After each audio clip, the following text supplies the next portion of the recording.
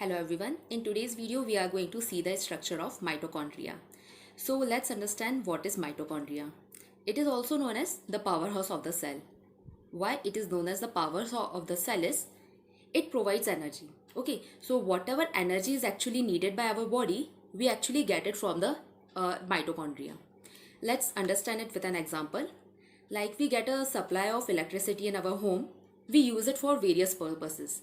You may charge your mobile phone, you may switch on your fans, you may switch on your tube light or any other activity that you do with the help of electricity. Okay, in the same way, the energy which is produced in our body is required for various processes like respiration, digestion, transportation, and others. Okay, so we will first see that how a mitochondria looks like inside a cell. So as you can see that on the screen, the structure of mitochondria. If we take out a mitochondria and observe it under electron microscope, we will see a structure like this. It is a two membrane bound structure. Two membrane bound structure means it will have two different membrane, the outer membrane and the inner membrane. As you can see that on the screen, the outer membrane is smooth, it is regular, it doesn't have any depression or the folding. But inner membrane have such kind of folds that is known as cristae. This cristae, these folding actually increases the surface area. That means it provides more and more surface for certain activities. Now what are these activities I'm talking about? Actually, I'm talking about the production of ATP inside a mitochondria. The production of ATP inside a mitochondria, it actually goes through a cycle that is known as Krebs cycle. Okay, so this is the site where ATPs are actually produced. This is a more detailed structure of a mitochondria. The fluid or the liquid that is present inside the inner membrane is known as matrix. It is the site where most of the activities takes place. Now let's talk about the membrane.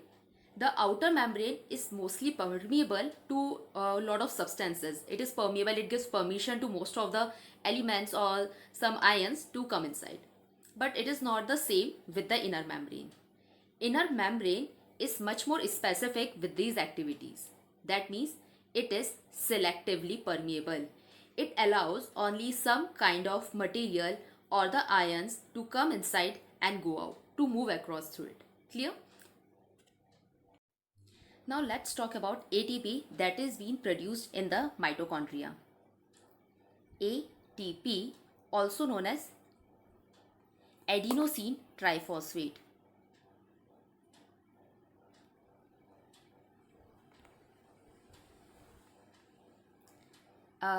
Like if you go to market to purchase something, you will need a currency. You will need some rupees to purchase a particular thing.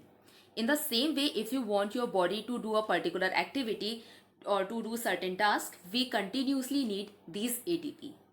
Even if you are sleeping, still there are a lot of activities that will be going in your body.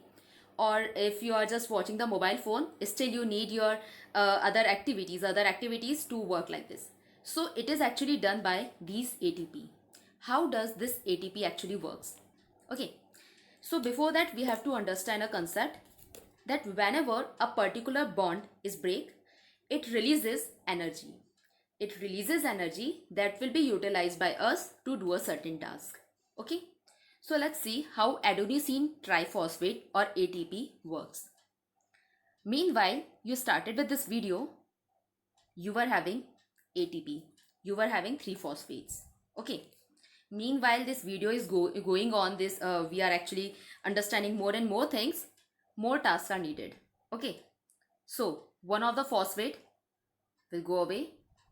It is actually written as inorganic phosphate and it will convert into ADP, adenosine diphosphate.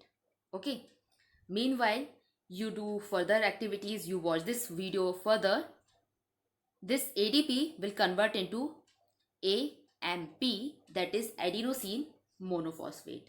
Okay, this ATP converts into ADP, this ADP converts into AMP. Okay, initially there were 3 phosphate, after that there were 2, after that you left only with 1 phosphate. So it was adenosine monophosphate. Okay, Now, after some time, when you will eat something, when you will eat the food, this AMP will again regain this 2-phosphate molecule, and it will again convert into ATP. ATP, this is how it works. It keeps on working. It keeps on interchanging to provide us energy.